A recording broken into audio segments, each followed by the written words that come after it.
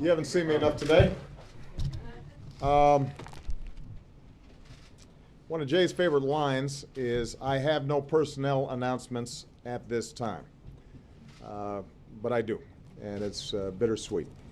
It involves one of my closest friends here in Washington.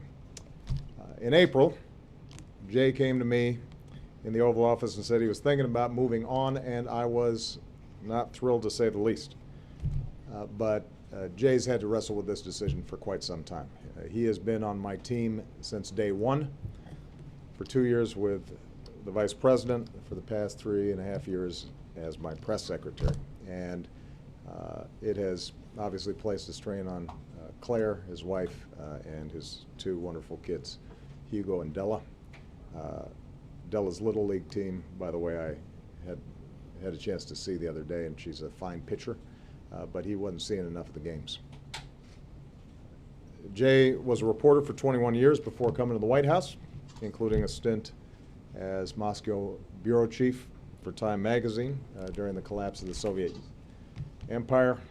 So he comes to this place with a reporter's perspective. That's why, believe it or not, I actually think he will miss hanging out with all of you, including the guys in the front row.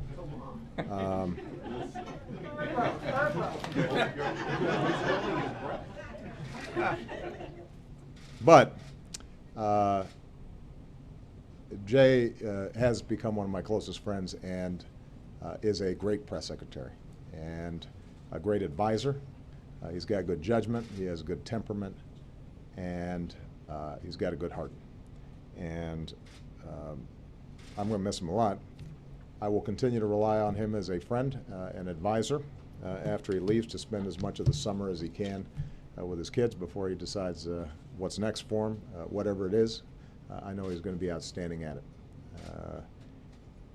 Of course, that meant I had to make a decision, which is who succeeds Jay, and we've got enormous talent around here, but I've decided that we're going to put in this slot somebody who is also a friend and advisor.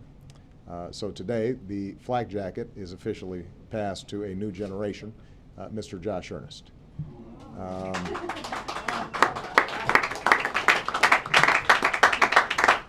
Josh is a coach's son from Kansas City. He still roots for the Royals, I guess.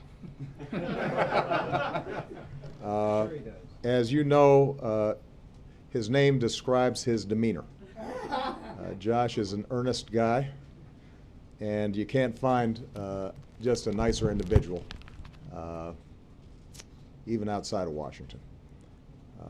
The country, of course, knows him for his golden voice and dulcet tones on West Wing Week, the biggest viral internet hit since Between Two Ferns.